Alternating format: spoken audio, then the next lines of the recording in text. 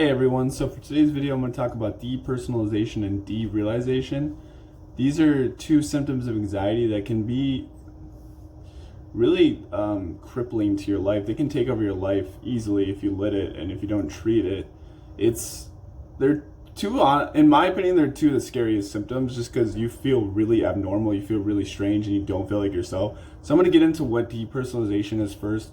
Depersonalization is when you don't feel real yourself.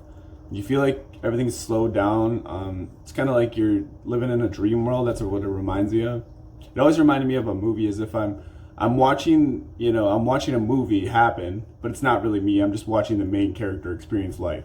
So it's really weird. Derealization is when nothing around you feels weird. Your environment doesn't feel real. You're kind of just observing stuff.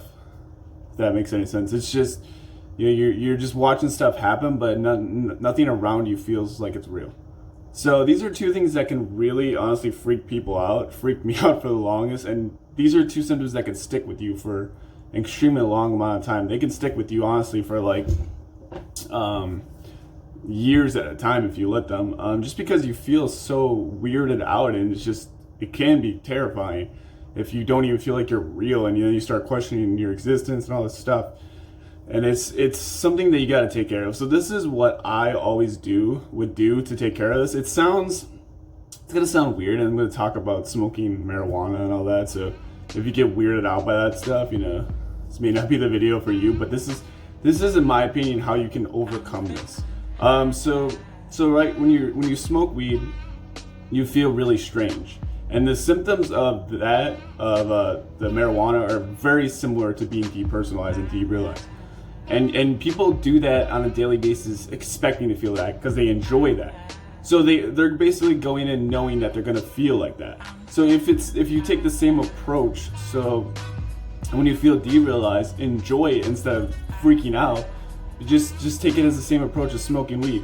You feel strange, but you enjoy it. You're like, hey, I was looking forward to this, and look forward to it and be like, I feel so weird right now. This is pretty cool.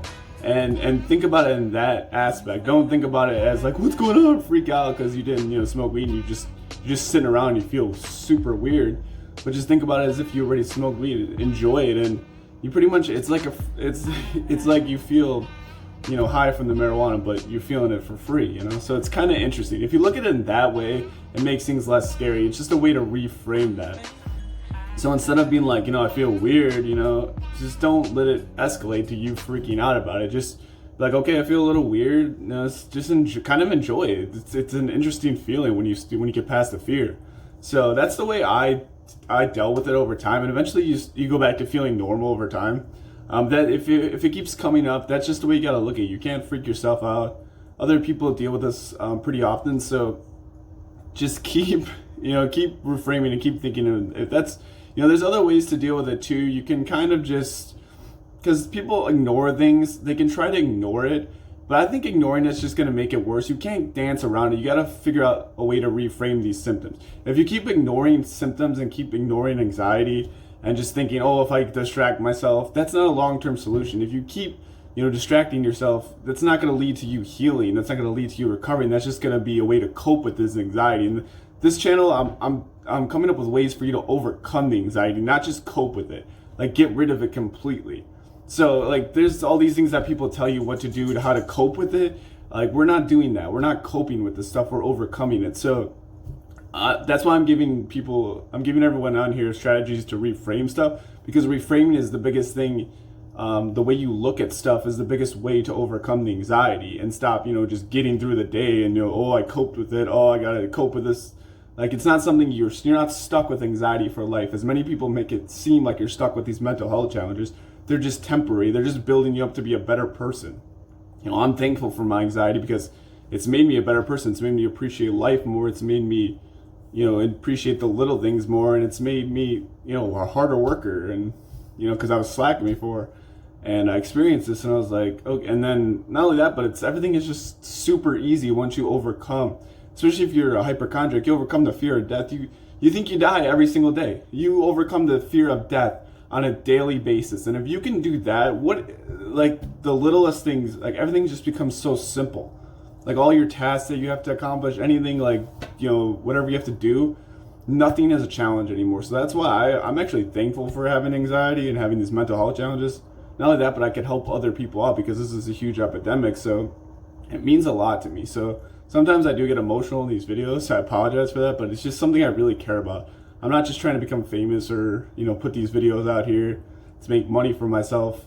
I really just want to help people out because I know what it's like, and I know, people are suffering in silence and they have no one to turn to with this stuff. They could go to a therapist, but they don't have the money to afford that. If they have to wait months for it, or they have to wait for their pills and they have to wait for the pills to kick in. And it's just like you're doing all this stuff.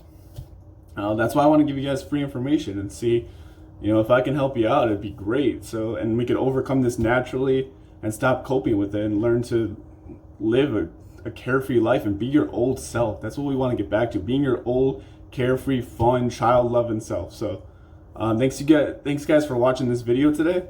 I hope it helps someone out. If it did, drop me one of those. And subscribe to this channel, guys. I'm going to be banging out videos every day, so let's keep this train rolling. Thanks, guys. Bye.